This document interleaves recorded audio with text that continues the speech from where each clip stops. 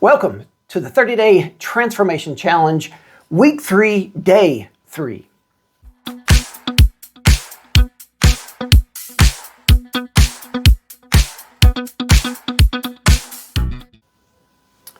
So in today's exercises, we're going to continue our seeking after the heart of God, seeking after transformation by being in the Word, specifically the book of Ephesians.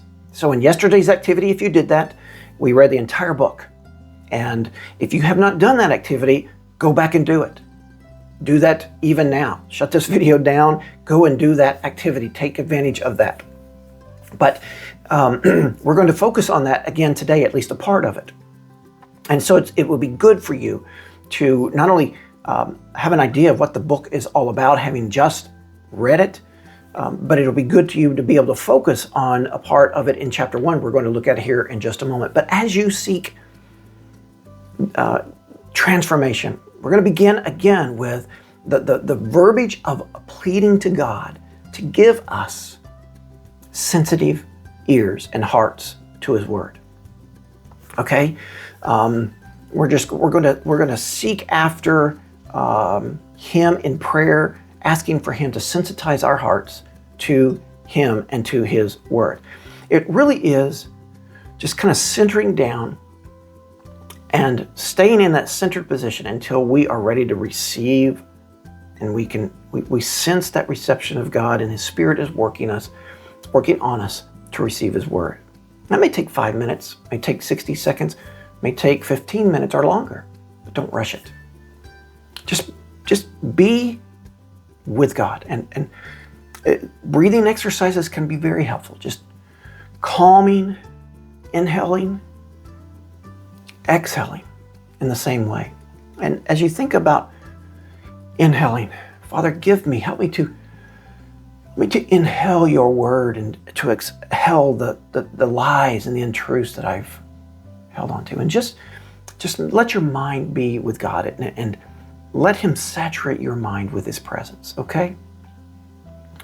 That's exercise number 1. And then number 2, I want you to focus on Ephesians chapter 1, verses 15 to 23. And I want you to read it several times. This, again, is another prayer of Paul's, and that he had in mind, that he prayed for the Ephesians. But as you read these few verses, I just want you to focus on a word or phrase that seems to jump out, okay? And when that jumps out at you, I want you to grab hold of that and write that word or phrase in your journal.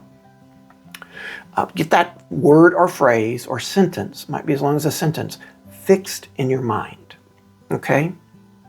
So let me just show you how this occurred in my life when I did this recently.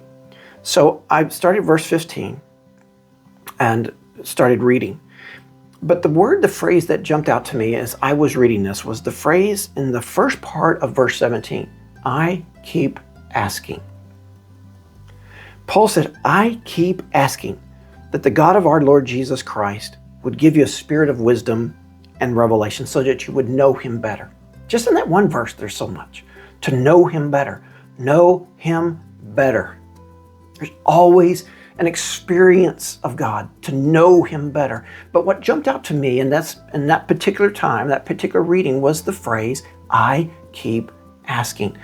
And there was so much that God did with that. Number 1, it taught me I need to keep asking. For the things, for the transformation I want in my life, for the kind of prayer life, the kind of man I want to become, I need to keep asking.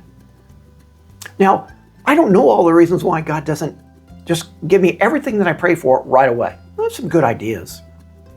Probably would be very good for me. In fact, I know that. Otherwise, if it brought Him glory and was good for me, He'd do it.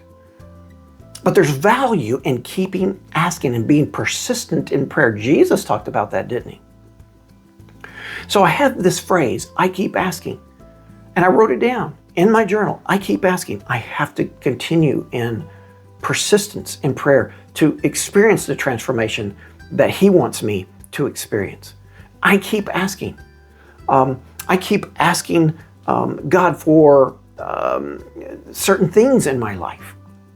outside of the transformation. I keep asking that my love for him grows, that my obedience, I have to keep asking. That's part of my prayer. This is what stuck out to me.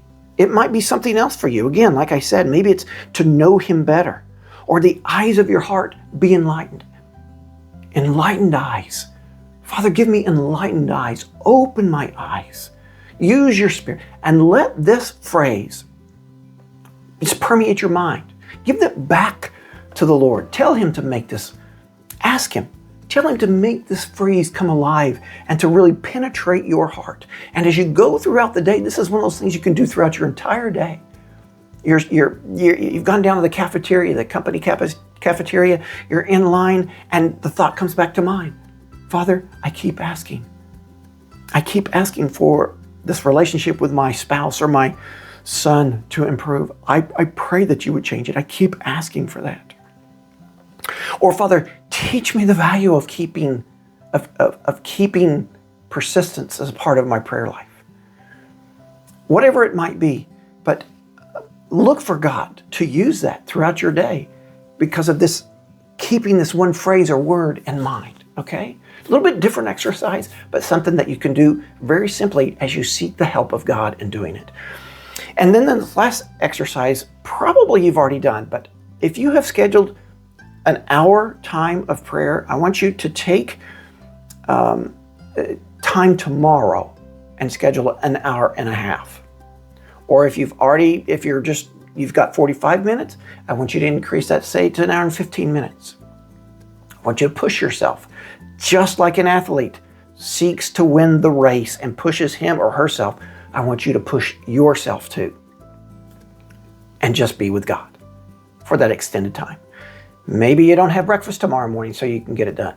Maybe you don't do something in the evening so that you can get it done. But this is really about being with God first thing and being with him for a little bit longer than I'm accustomed to. Okay? So it probably will be of greatest value if you do this before you normally would get up. So if you get up normally at 6 o'clock, perhaps you're getting up at 5:15. And you spend the first 60 minutes, maybe after that cup of coffee, or maybe with that cup of coffee, you spend it with Jesus. 90 minutes, an hour and 15, whatever it is. But be prepared to be with your Creator, okay? I know that what we're trying to do is develop a transformed prayer life and to grow in our relationship with Jesus. And sometimes it's just a matter of doing and letting God work on us in the doing. In fact, most of the time it is. Okay, so those are your activities for today. Again, this is for week 3, day 3. And I'll see you in the next video.